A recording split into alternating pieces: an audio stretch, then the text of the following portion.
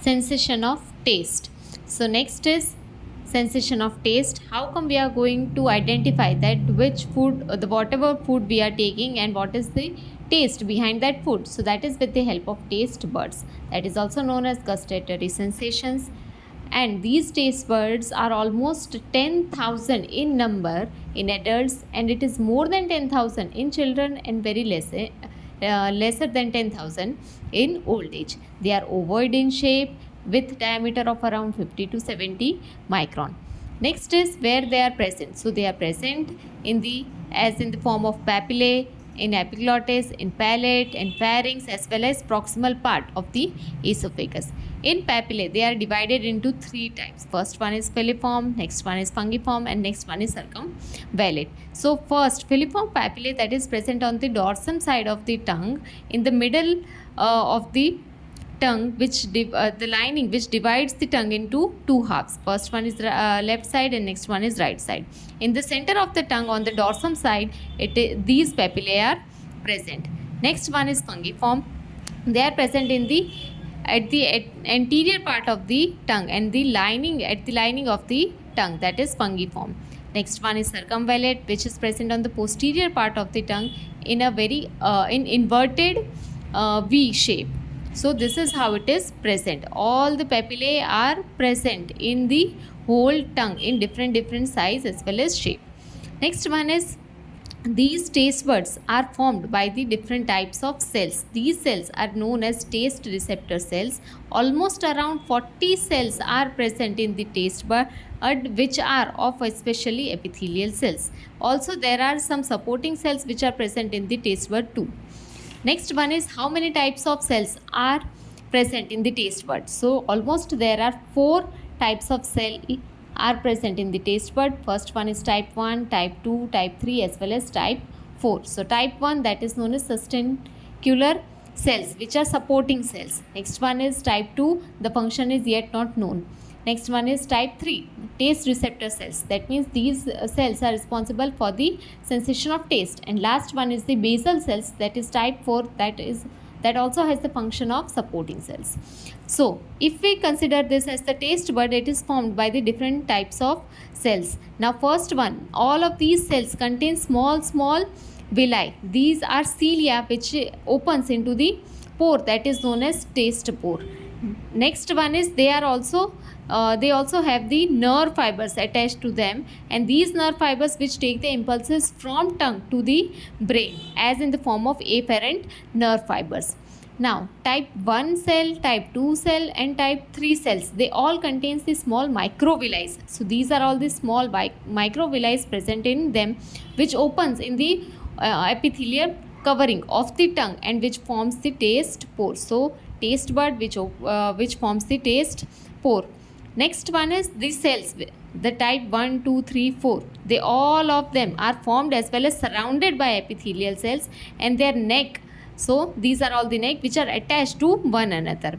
And after a regular interval of time, all of these cells, they enter into the apoptosis, as well as regeneration also occurs. Once what is apoptosis? That is the cell suicide. All of these cells with the programmed condition, they all will die, and after that new cells will be formed. So that is regeneration. Next one is pathway. That means how come from receptors to brain it is going to be done. So first, as we already knew from the previous 2 pathways, that means receptors. After receptors, it will be first order neuron. After that, it will be second order neuron. After that, it will be third order neuron.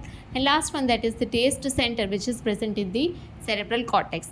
So in this pathway, that means in sensation of taste, how come this pathway is going to be studied? So first one, it is receptors especially type 3 cells, because type 3 cells has the function of sensation of taste, that is taste receptor cells. Next one is the bipolar neuron, which we already studied in the previous 2 pathways. Same goes with this, that means bipolar neuron, which contains dendrites as well as which contains the axons. So dendrites are attached to the taste buds. So here it is. So nerve fibers, that means bipolar neuron. So dendrites will be attached to the taste buds, and the axons of the neurons will form the cranial nerves. So in the first, receptors will be stimulated, receptors which are type 3 cells which are present in the taste buds, and they are attached to the dendrites of the nerve fibers. Axons, they will now form the first order neuron, that is the afferent nerve fibers. So axons, they will reach into the medulla, they will form the cranial nerve nuclei, they will reach to the medulla oblongata, especially tractus solitarius. Now cranial nerve nuclei is also divided into 3 types of fibers. That means 3 fibers will take the impulses from tongue to the brain. So which are the nerves? So first one is chordae tympani nerve fibers, that is the branch of facial nerve which supplies to the anterior 2/3 of the tongue. Next one is glossopharyngeal nerve fiber, that carries the impulses from posterior 1/3 of the tongue. And last one is the vagal fibers, that is contains the taste buds in other regions. Which other regions? That is the epiglottis or palate, as well as pharynx, as well as last part of the esophagus. That means papillae, receptors are, all of them are responsible for taking the impulses from tongue, and these vagal fibers are responsible for taking the impulses from epiglottis, palate, pharynx, as well as esophagus.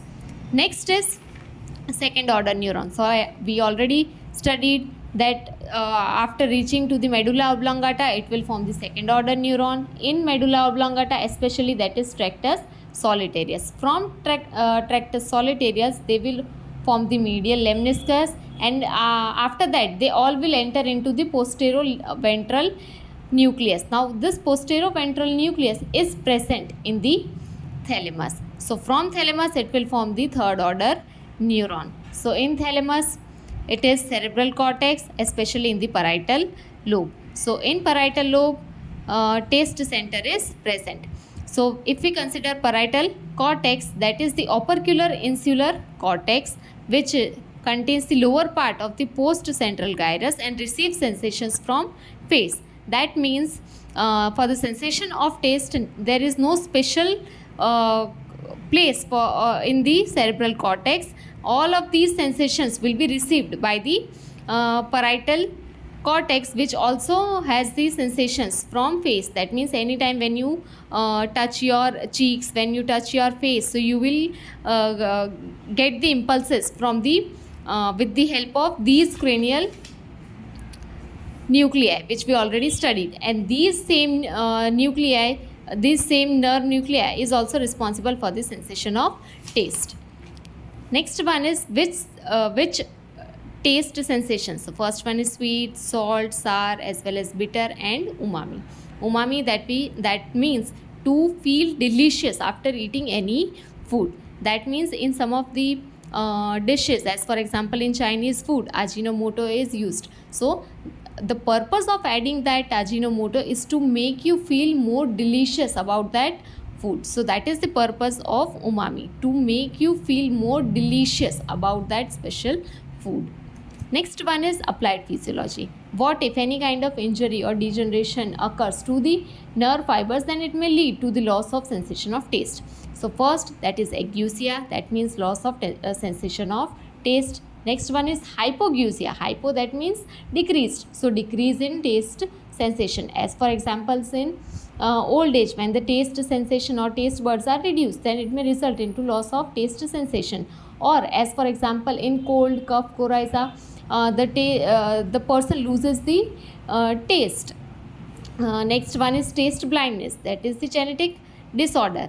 So which results into ability to recognize by substance of taste is lost. That means any food which you eat, any substance which you eat, you will not recognize the taste. That taste sensation will be lost. Last one is dysgeusia. So that means disturbance in the taste sensation, paroxysmal hallucinations of the taste and smell occur, and that is also very unpleasant. That means person suffers from the hallucination of smell as well as taste.